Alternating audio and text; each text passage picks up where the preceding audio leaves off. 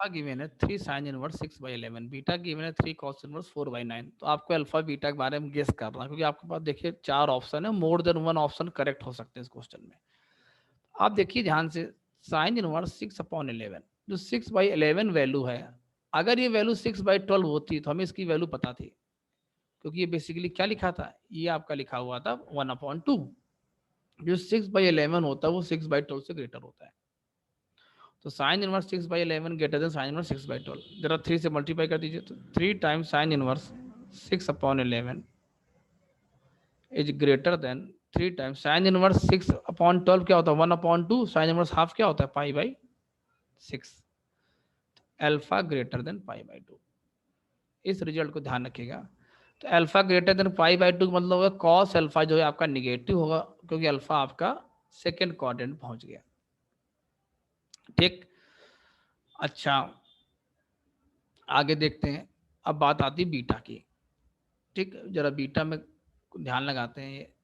Cos inverse 4/9, ये अगर 1/4/8 होता तो अपना काम बन जाता, क्योंकि 4/9 इज लेस देन 4/8। ठीक, अब कॉस इनवर्स आप डायरेक्ट इनइक्वालिटी ऐसे नहीं लगा सकते, जरा ध्यान रखिएगा। जो कॉस इनवर्स का ग्राफ होता है वैसा होता है, डिक्रीजिंग फंक्शन होता है। डिक्रीजिंग फंक्शन की एक खास बात होती है, अगर आप उसको किसी इनइक्वालिटी में ऑपरेट करते हो तो इनइक्वालिटी का साइन रिवर्स हो जाता है। मतलब ये है, आप ऐसे समझिए, कॉस इनवर्स 0 क्या होता है, पाई/2। कॉस इनवर्स आपसे कोई पूछे 1/2 कितना, तो आप बोलेंगे पाई/3। मेरी बात समझ में आई कि नहीं आ रही है? आप देख रहे जैसे जैसे आपकी एक्स की वैल्यू क्या होती है इसमें, कम होती जाती है, ठीक है ना, वैसे वैसे कॉस इनवर्स की वैल्यू बढ़ती जाती है। कॉस इनवर्स 1 क्या होगा, 0, क्योंकि डिक्रीजिंग फंक्शन की प्रॉपर्टी होती है।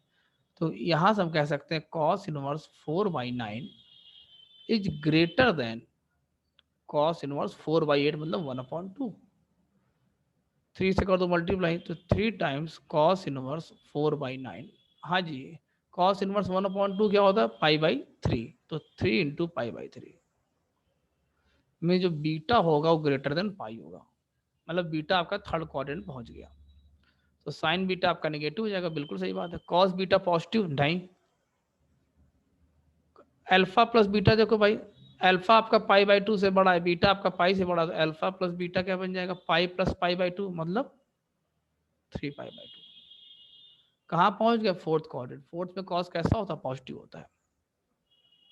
बात समझ में आई कि नहीं आ रही है? ठीक, तो इस प्रकार से आपका बी सी और डी, ये 3 पार्ट आपके सही होंगे।